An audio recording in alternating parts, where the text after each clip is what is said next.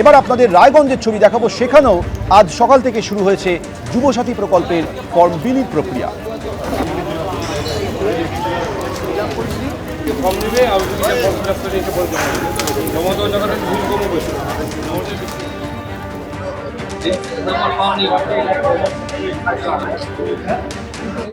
শুরু হয়েছে রাজ্যের যুবসাথী প্রকল্পের ফর্ম বিলি প্রক্রিয়া। জেলায় জেলায় চলছে বিশেষ শিবিরের মাধ্যমে ফর্ম বিলি এবং জমা দেওয়ার কাজ। ফর্ম বিলিতে দুয়ারে সরকারের ধাঁচে প্রত্যেক জেলায় বিশেষ ক্যাম্প করা হচ্ছে। এদিকে এই যে বেকার ভাতা তা নিয়ে কটাক্ষ করেছেন বিজেপি নেতা রাহুল সিনহা। তিনি কি বলছেন শুনুন। যুবকদের ভবিষ্যৎ নিয়ে তৃণমূল কংগ্রেস ছেলে খেলা করে এসছে, যার জন্য এই রাজ্য থেকে টাটাকে তাড়িয়ে শিল্পের শ্মশান বানিয়ে দিয়েছে।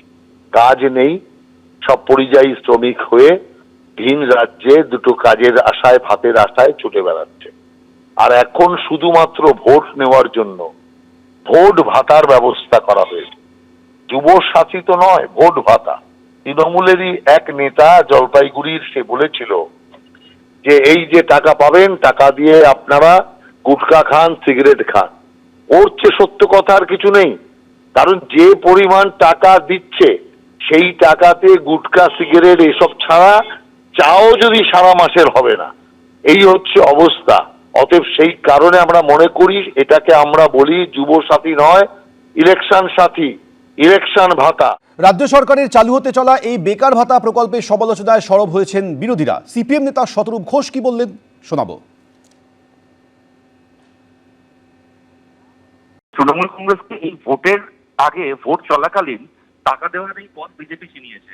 বিহারে যে কাজটা নীতিশ কুমার এবং বিজেপির জোট সরকার করেছিল, কার্যত যখন ভোট ঘোষণা হয়ে গেছে সেই সময় থেকে টাকা দেওয়া শুরু করলো। পশ্চিমবাংলাতেও সেটাকে অনুকরণ করলেন মমতা ব্যানার্জি। তখন ইলেকশন কমিশন কোনো ব্যবস্থা নেয়নি বিরোধীরা একবার বলা সত্ত্বেও। সুতরাং আজকে আমাদের রাজ্যে যেটা হচ্ছে এটা অন্যায় জানলেও ইলেকশন কমিশন বা বিজেপি সেই দিক থেকে কোনো ব্যবস্থা নেওয়ার কোনো, বিজেপির কোনো কথা বলার অধিকার নেই, ইলেকশন কমিশনের ব্যবস্থা নেওয়ার কোনো সুযোগ নেই। ভোটের আগে এলাকায় এলাকায় তৃণমূল কংগ্রেসের যারা কর্মী আছে তাদের নামে এই টাকাকে স্যাংশন করা হবে। তাদেরকে মাস গেলে 1,500 টাকা হাত খরচার ব্যবস্থা করবে তৃণমূল সরকার। এবার শোনাবো মন্ত্রী চন্দ্রিমা ভট্টাচার্য কি বলেছেন। এখানে তো ভাতা হলে চাকরি পাচ্ছে না, তো অন্য জায়গায় ভাতা দেওয়ার জন্য অনুসরণ করে ভোটের আগে বলে তারপর ভোটের পরে বন্ধ করে দেয়।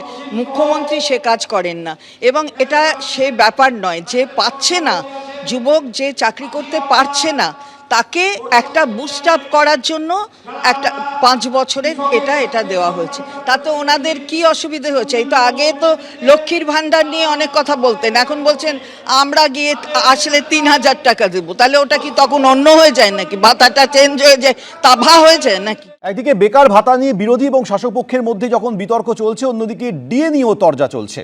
ভোটের মুখে শুরু বেকার ভাতার ফর্ম বিলি, কিন্তু ডিএ নিয়ে সুপ্রিম কোর্টের রায় কার্যকর করবে না সরকার। আক্রমণে শুভেন্দু অধিকারী, পাল্টা জবাব দিয়েছেন কুণাল ঘোষ। সেখানে কেউ একজন প্রশ্ন করেছিলেন ডিএর কি হবে, মার্চে যে 25% দিয়ে দিতে হবে, মানে 10,400 কোটি টাকা।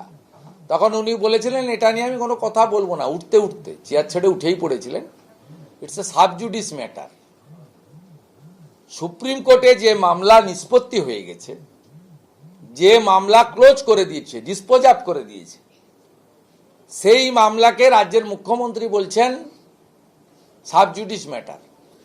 তাই এই মুখ্যমন্ত্রী জমিও দেবেন না, ডিএও দেবেন না, এটা প্রমাণিত। আপনার কথা সুরেই বলি, ওখানে জামাত হেরেছে, এখানে জামাত 2 মানে তৃণমূল কংগ্রেস, এরাও এখানে হারবে। ডিএ যথেষ্ট রাজ্য সরকার দিয়েছে, যেখানে কেন্দ্রীয় সরকার রাজ্য সরকারের 1,96,000 কোটি টাকা বন্ধ করে রেখেছে। তারপরেও মুখ্যমন্ত্রী কিন্তু এবারও আরো 4% ডিএ বাড়িয়েছেন। এমন বেশ কিছু রাজ্য আছে যেখানে ডিএটা হয়তো বেশি, কিন্তু পেনশন দেয় না রাজ্য সরকার সরকারি কর্মীদের। পেনশন না দিলে সরকারের অনেকটা টাকা বেঁচে যায়, কিন্তু মমতা বন্দ্যোপাধ্যায় তো সে পথে যাননি। এখানে পেনশনটাও বহাল রেখেছেন, আবার তিনি ডিএও যথাসম্ভব বাড়িয়ে চলেছেন।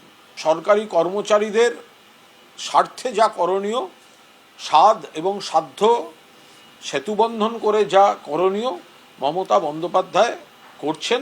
এবিপি আনন্দ, এগিয়ে থাকে, এগিয়ে রাখে।